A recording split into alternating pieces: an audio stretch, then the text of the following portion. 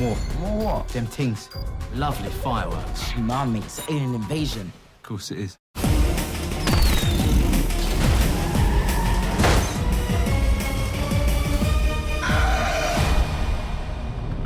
I love low-budget, high-concept genre films, and a lot of the directors I love started their careers by biting off a little bit more than they could chew. So I'm thinking of Spielberg's Duel. I'm thinking of The Duelists by Ridley Scott.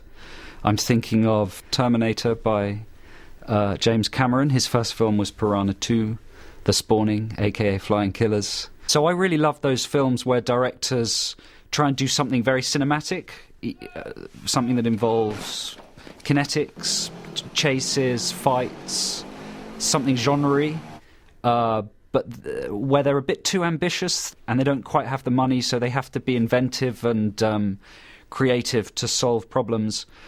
So that's the kind of film I wanted to try and make for my first film.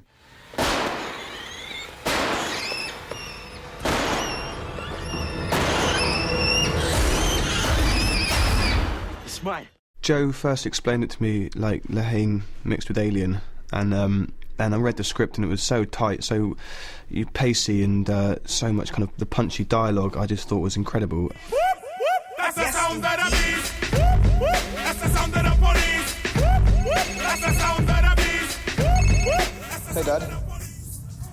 Yeah, just on my way to the cinema. Okay, Dad, gotta go. Bye, bye, bye. I pressed it already. Taking enough time.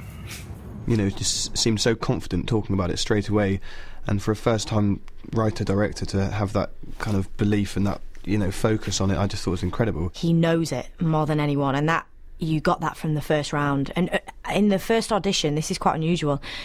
It was a good job I'd learnt all my lines, but I was, you know, you had to act it out. I was given a prop, and there was another actor there with me, and that's quite unusual for a first round, and that immediately you felt completely comfortable with him. And as a directorial debut, I think it's astonishing, but as a film, I think it's fantastic as well. So I immediately felt at ease with him. I ain't seen you around there before, you know. You lived there long? A couple of months. Nice place you got. Thanks. Thinking of moving. Shame. Why? I don't like the area. What do you mean you don't like that area? What's wrong with that area? I grew up in Stockwell and Brixton, and you know, I've lived there most of my life, but as you may gather, I'm not particularly street.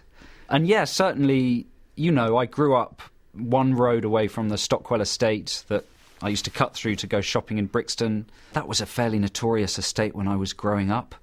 But I was more interested really in how futuristic and science fictional those places were and that architecture was.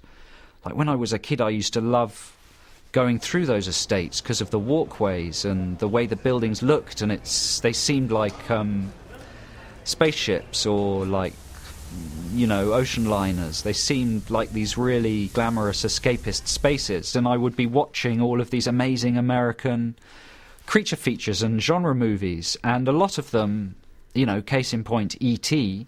is an amazing fusion of social realism and fantasy. And I'd kind of never seen that done in Britain. We're very good at the social realism, and we're pretty good at the fantasy, but it's quite unusual for the two to come together in the way it did in a lot of American cinema of the 80s. And I always fantasized as a kid, hey, why can't that kind of film happen here? I'm a big fan of sci-fi. Like, I've watched Alien vs Predator, like all the sci-fi things, and like there's never one where it's youths, or it's always people, army men with great big guns. The aliens come from God knows where. When I first heard about it, I was kind of like, okay, the aliens and the South London Council estate, what's going on? But then once I got the script, I was just like blown away. I was like, wow, the script is going to be a lot. I have to be in this film. It was, you know, it wasn't compared to the cliche films, the cliche urban films you think it should be compared to. It was compared to films like The Goonies, Assault on Precinct 13 and Warriors, which are films that I relate to from like Sunday night Channel 5 TV movies. So yeah, I think it's amazing. At first I thought it was stupid, but I fell in love with the script.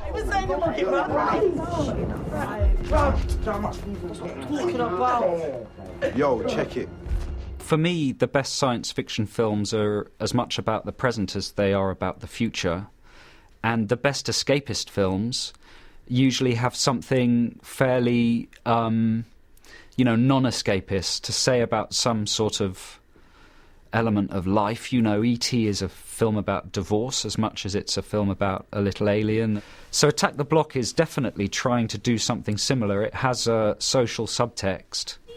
It's trying to say something about the way we think about kids like that and the way we think about people who live in places like that and the way that culture and art often present them.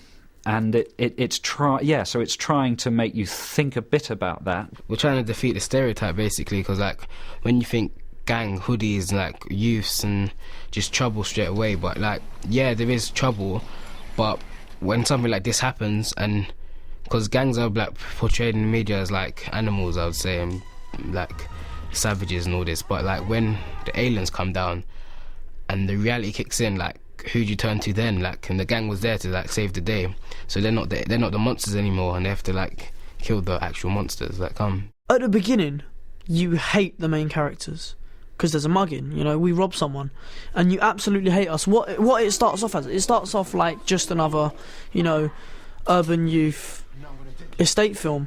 But then, this alien comes down, and throughout the whole film, you kind of realise that we're just kids, and each one of us has a different backstory. The writing process was really enjoyable because we did it in an unusual way.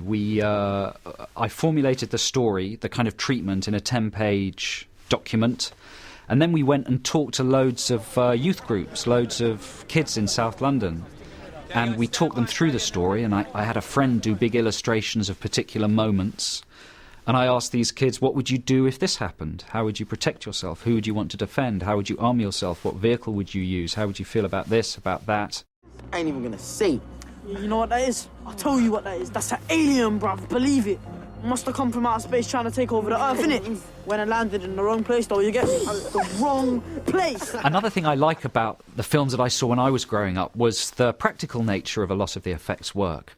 When I was a kid, anything that was an effect was either a costume, a puppet, or a painting. So I wanted my creatures to be practical, and they are practical. So in Attack the Block, when someone is jumped on by an alien, the alien is jumping on them. When an alien crashes through a window, it's crashing through the window. There's nothing added later. You don't get characters looking slightly to the left of the monster.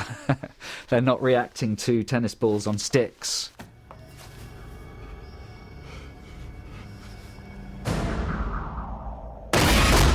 What is that? When one's running at you down the corridor, he was going full pelt, and the guys in there were so fast and so technically proficient that it was scary. We weren't having to guess the height of anything. It was there, and when we physically interact with them, they're there, and that was.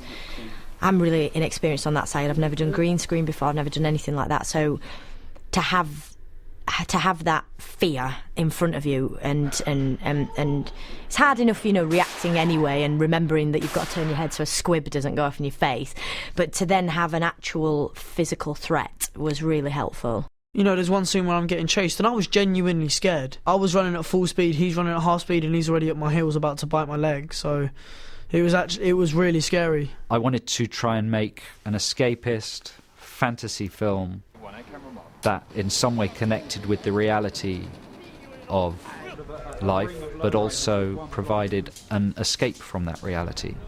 So yeah, if I was able to give a kid of the age I was when I saw E.T. The same kind of thrill that I got from that movie, I would A, be very happy, and B, be breaking the law because my films are 15 and they'd be 12.